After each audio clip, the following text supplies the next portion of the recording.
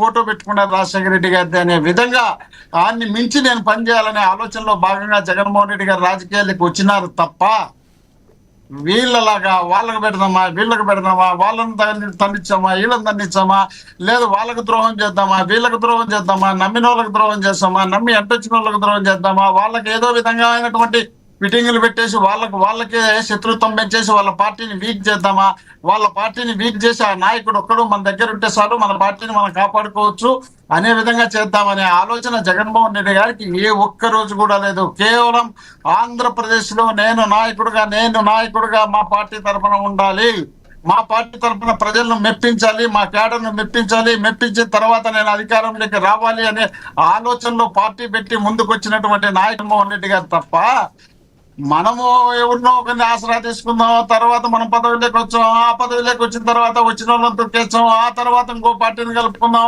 ఆ పార్టీని తీసుకున్న తర్వాత తొక్కేచ్చాం, ఆ తర్వాత మళ్ళీ ఇంకొకరికి అబద్ధాలు చెప్పి నమ్మించి మోసం చేద్దాం, ఆ తర్వాత మళ్ళీ వాళ్ళని తొక్కేస్తాం, ఆ తర్వాత నమ్మకపోతే ఇంకొకరిని తీసుకుందాం. ఇట్లా రాష్ట్రం వదిలి ఇతర రాష్ట్రాలను వదిలి దేశం వరకు వెళ్ళి పార్టీలు కలుపుకొని అధికారంలోకి రావాలనే ఆలోచన జగన్మోహన్ రెడ్డి గారికి ఎప్పుడూ లేదు. నేను ప్రజలను మెప్పించాలి, ప్రజలతో ఒప్పించాలి, తర్వాత నేను ముఖ్యమంత్రి కావాలని ఆలోచన ఉన్నటువంటి నాయకుడు జగన్మోహన్ రెడ్డి గారు తప్ప వీళ్ళకు లడాయలు వాళ్ళకు లడాయలు ఏదేదో పెట్టుకుంటా పోవాల్సిన అవసరం మాకు లేదు. వాళ్ళు కొట్టుకోవాల్సిందంటే వాళ్ళు కొట్టుకున్న తర్వాత గెలిస్తే మాకు గెలుపని మేము అనుకోము. అంటే చూడంగా ఇప్పుడు టీడీపీ నేత అన్నారు కదా, ఇప్పుడు గతంలో విజయసాయి రెడ్డి గారు ఏదో ఒక హితబోధ చేసిన తర్వాతే ఇలాంటి కార్యక్రమాలన్నిటికీ శ్రీకారం చుట్టారు వైసీపీ అంటున్నారు. విన్నారు కదా, మీరు ఏమంటారు? ఎవరెవరి అభిప్రాయం వాళ్ళకు ఉంటది. ఇప్పుడు అజయ్ గారు ఏమన్నారు, ఆయన ఏదో విజయసాయి రెడ్డి గారు అన్నారు, దాన్ని ఆసరా తీసుకొని వస్తున్నారు, దీని గురించి మాట్లాడుతున్నారు. ఆయన అభిప్రాయం అది. ఎవరిది? అజయ్ గారి అభిప్రాయం. అజయ్ గారిది, విజయసాయి రెడ్డి గారు చెప్పి అభిప్రాయం ఆయనది. కానీ మా అభిప్రాయం కాదు కదా. మా అభిప్రాయం వాళ్ళెవరు చెప్పడానికి, బయటికి పోయిన తర్వాత చెప్పడానికి వాళ్ళెవరు? లోపల ఉన్నప్పుడు చెప్తే దానికి మేము పరిగణలోకి తీసుకుంటాం, బయటికి పోయిన తర్వాత చెప్తే వాళ్ళ ఇష్టం వాళ్ళది, వాళ్లకు మాకు దీనికి సంబంధం లేని విషయము.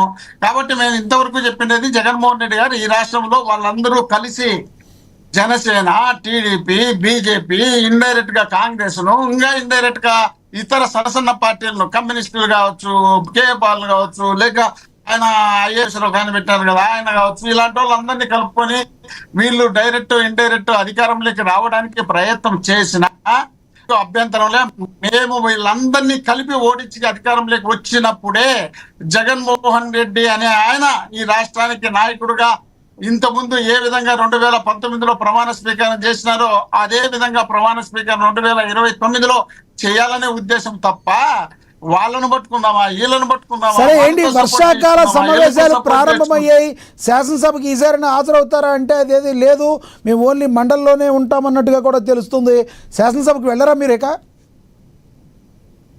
అంటే ఆయన చెప్పినాక నన్నేంది అడిగేది, నేనేంది మీకు చెప్పేది? విసిపెట్టాను, అదంతా వేస్ట్ పంచాయతీ. కానీ ఇప్పుడు ఎందుకంటే ఒకవేళ ఆ విధమైనటువంటి అభిప్రాయం మనం ఇద్దరము తీసుకుపోయి చెప్పించగలిగే శక్తి మనకు ఉంటే ఈ డిబేట్ లో మాట్లాడినా సరిపోతుంది. మన ఇద్దరికి ఆ శక్తి లేదు. ఏంది కాదు సార్, ప్రజలందరూ కూడా నాకు మాట తెలియక అడుగుతాను, ప్రజలు తమ అభిప్రాయాన్ని చెప్తారు.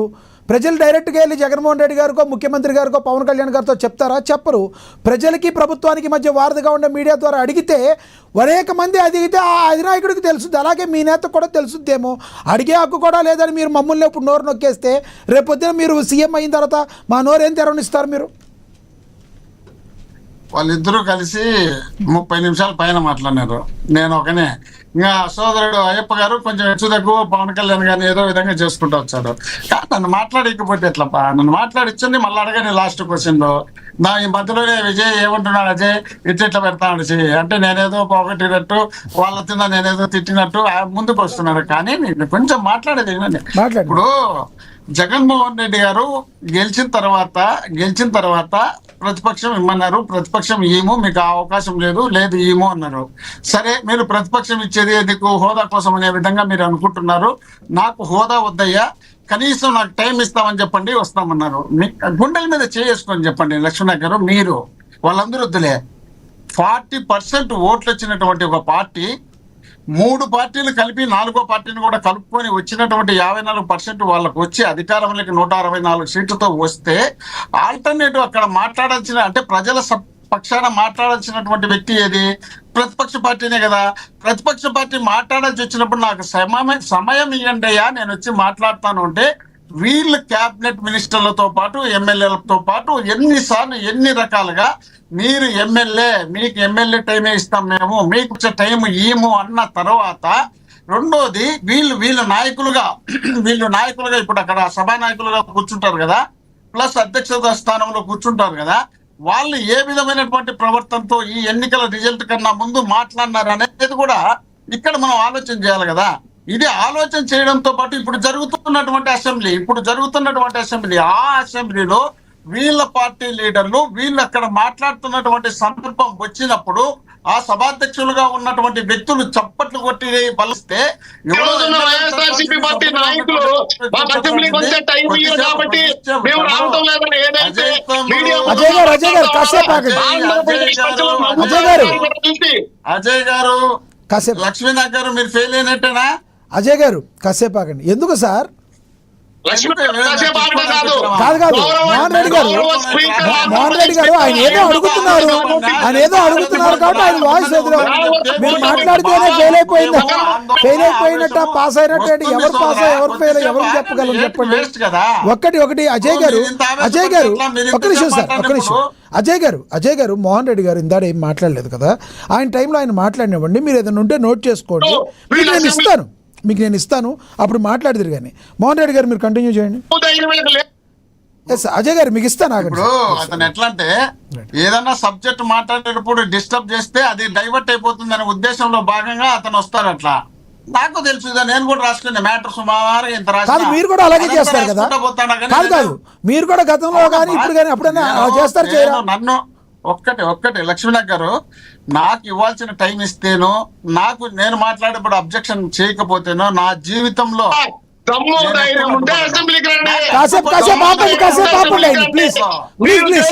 ఇద్దరు మాట్లాడితే అర్థం కాదు. కాసేపు ఆపండి.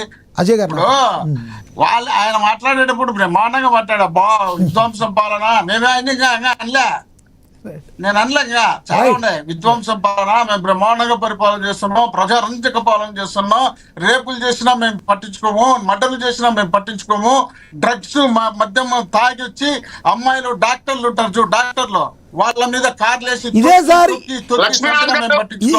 ఇది మోహన్ రెడ్డి గారు ఇప్పుడు మీరు ఒక ఆరోపణ చేస్తే ఆధారపూరితంగా చేయాలి సార్. అజయ్ గారు ఒక్క నిమిషం ఆగండి సార్. అజయ్ గారు ఇందాక మీ సమయంలో మీరు మాట్లాడారు కదా, ఆయన చెప్పనివ్వండి, మీకు నేను సమయం ఇస్తా.